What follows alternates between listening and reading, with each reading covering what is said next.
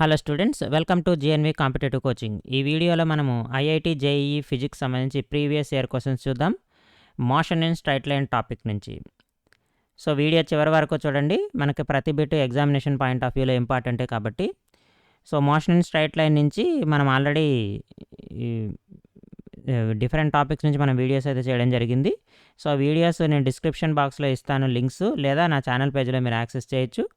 నా channel first time కనుక visit చేస్తున్నట్టయితే subscribe చేసుకోండమ్మా. నా కంటెంట్ కనుక మీకు నచ్చినట్టయితే లైక్ చేసి షేర్ చేయండి. ఎవరైతే ఐఐటి జేఈఈ ఎగ్జామ్ రాస్తున్నారో మీకు తెలిసిన ఫ్రెండ్స్ అండ్ ఫ్యామిలీ మెంబర్స్ ఉంటే వాళ్ళకి ఈ వీడియోని అయితే ఖచ్చితంగా షేర్ చేయండి. ఫస్ట్ క్వశ్చన్ చూద్దాం. 2 trains A and B of length L and 4L are traveling into a tunnel of length L. So ఇక్కడ ఒకసారి మనం అబ్జర్వ్ చేస్తే ట్రైన్స్ 2 ఉన్నాయి. సో ట్రైన్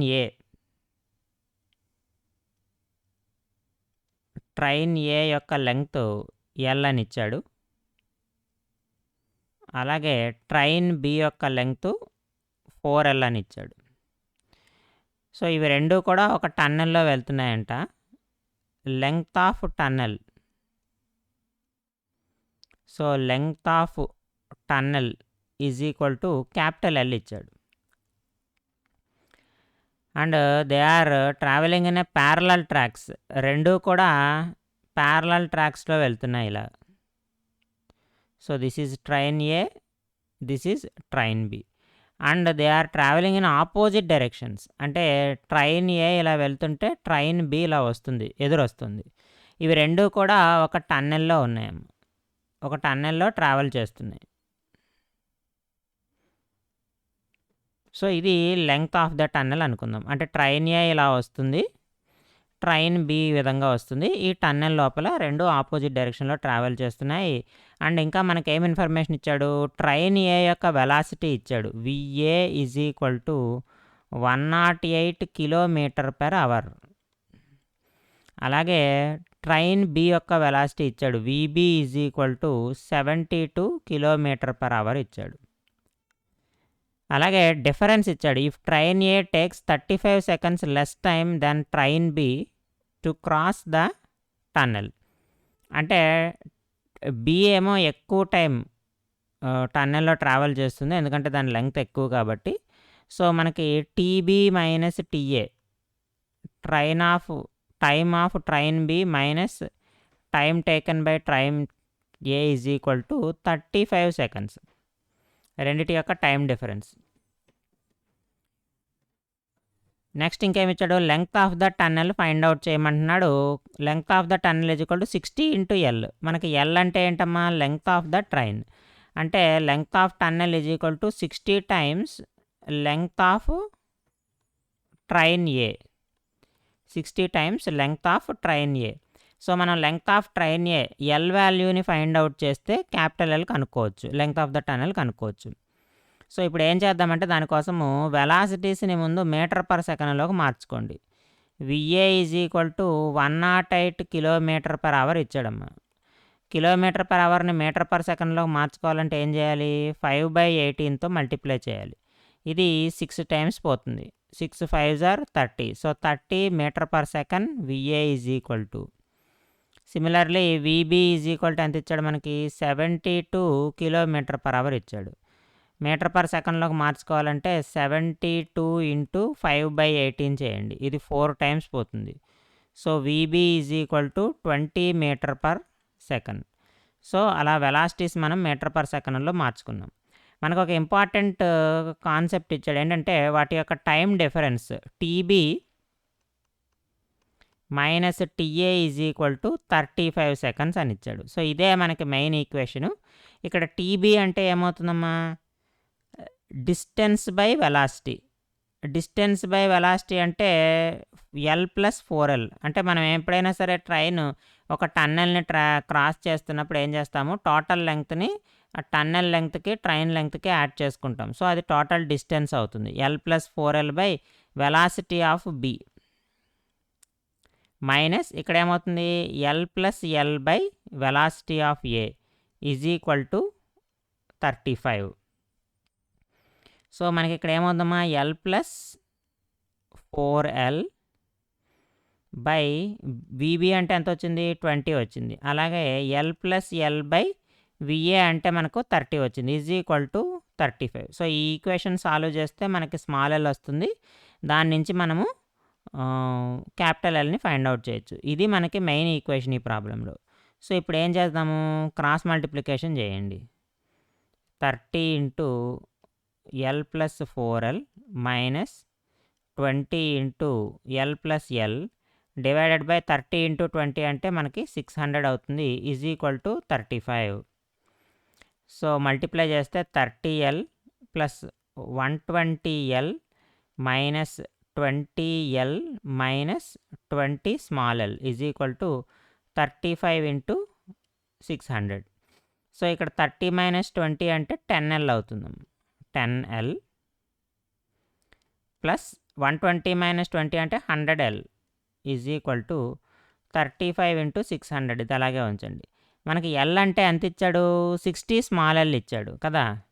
కాబట్టి 10 into 60 small L plus 100L is equal to 35 into 600 అమ్మ. So ఇది 600 plus 100 700L is equal to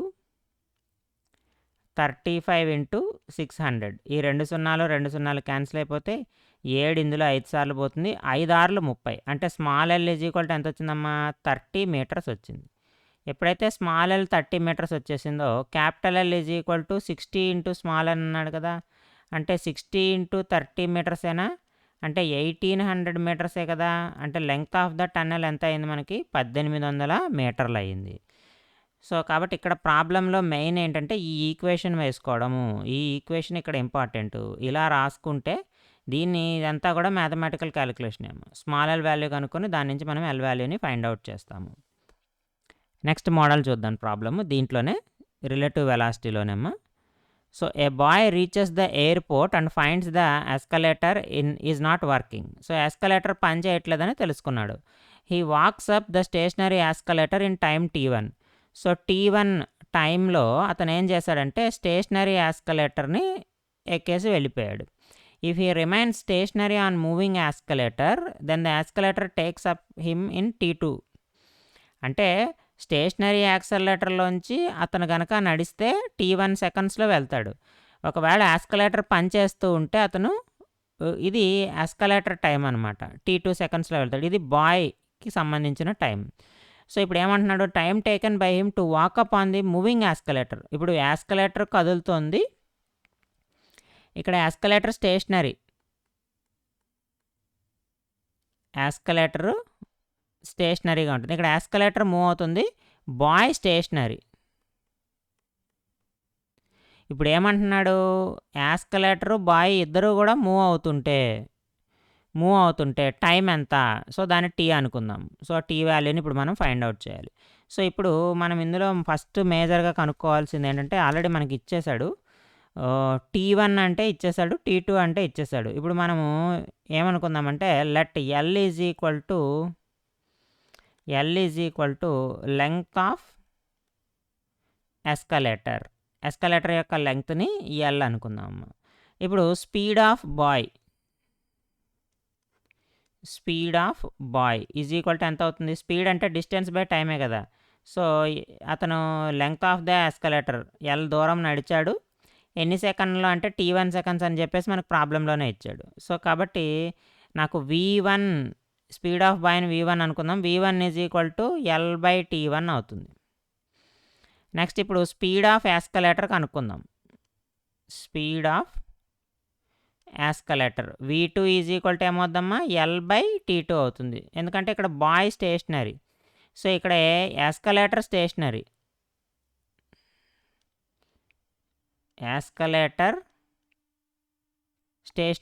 ఇక్కడ boy stationary. So అప్పుడు V2 is equal to L by T1. So ఇప్పుడు both E and B are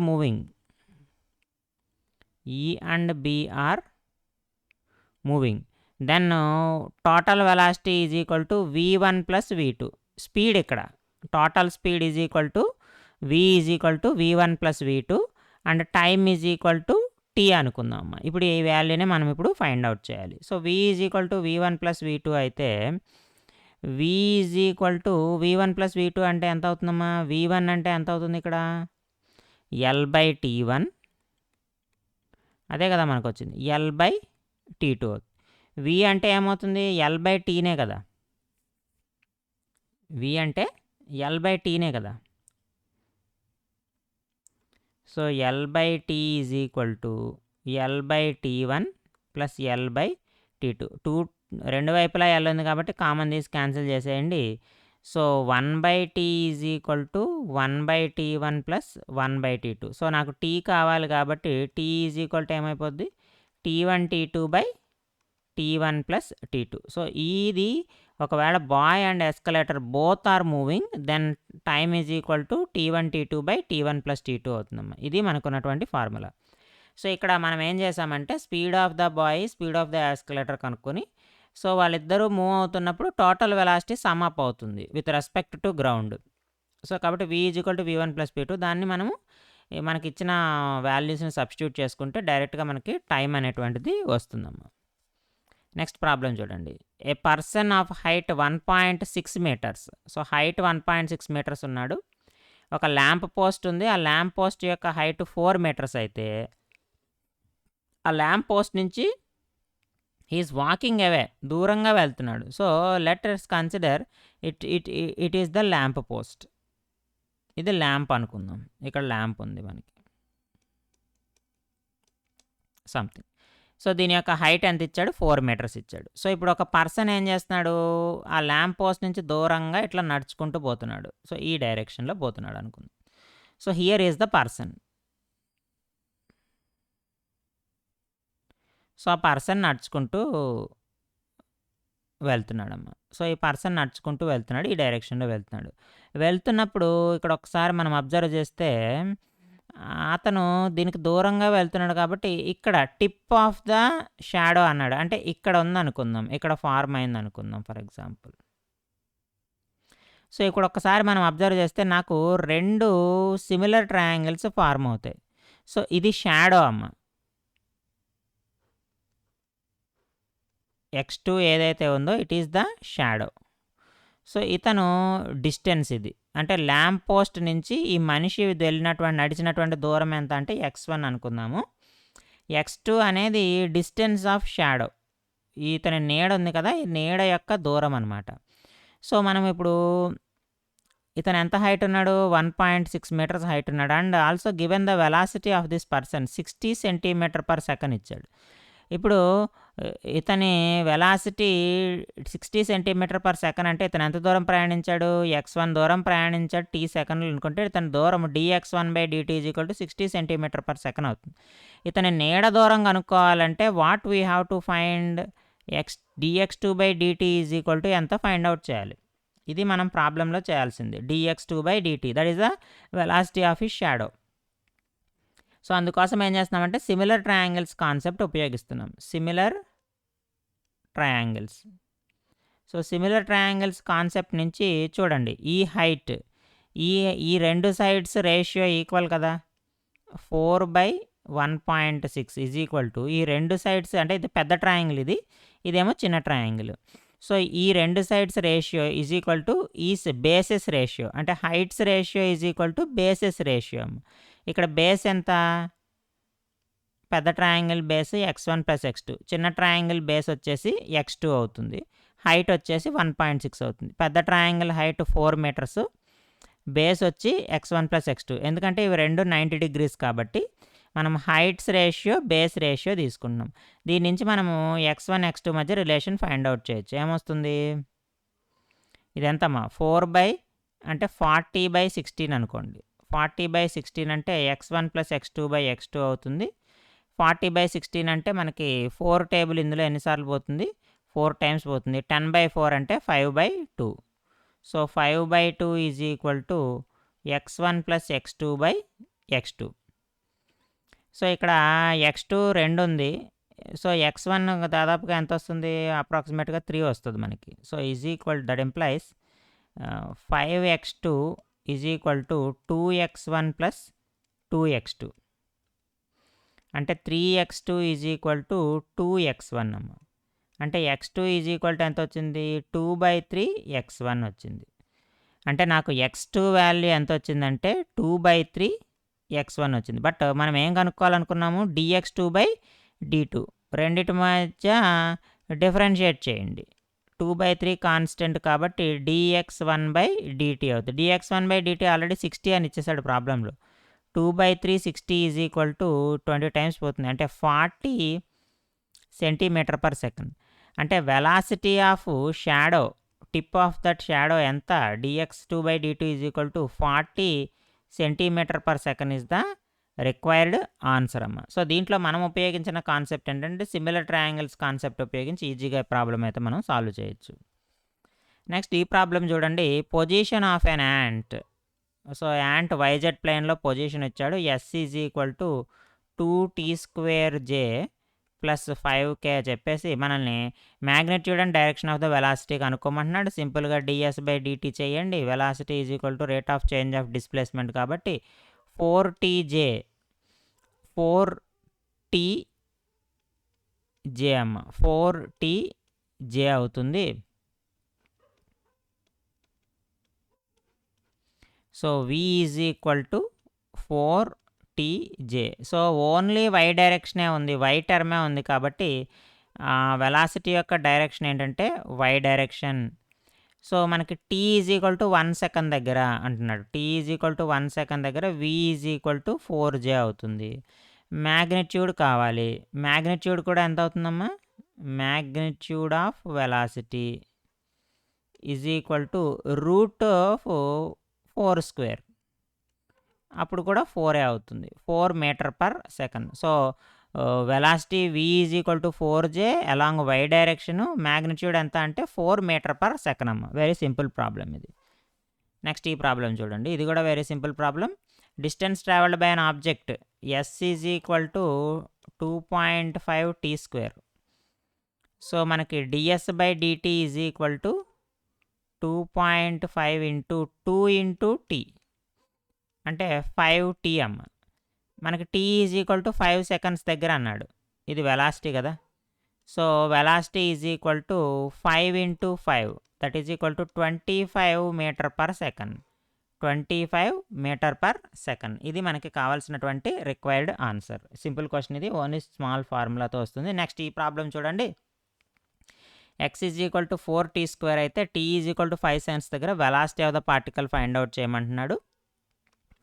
so ఈ problem solve చేసి మీ యొక్క ఆన్సర్ని అయితే కామెంట్ బాక్స్లో పోస్ట్ చేయండి. అలాగే నా కంటెంట్ కనుక మీకు నచ్చినట్టయితే లైక్ చేసి షేర్ చేయండి. IIT JEE మెయిన్ ఫిజిక్స్ ఎవరైనా రాస్తుంటే వాళ్ళకి ఖచ్చితంగా ఈ వీడియోని అయితే షేర్ చేయండి. ఈ వీడియో మీద మీ అభిప్రాయాన్ని కామెంట్ రూపంలో తెలియజేయండి. ఫస్ట్ టైం నా ఛానల్ విజిట్ చేస్తున్నట్లయితే GNV కాంపిటేటివ్ కోచింగ్ ఛానల్ని సబ్స్క్రైబ్ చేయండి. నెక్స్ట్ వీడియోలో మళ్ళీ కలుద్దాము. Thank you for watching.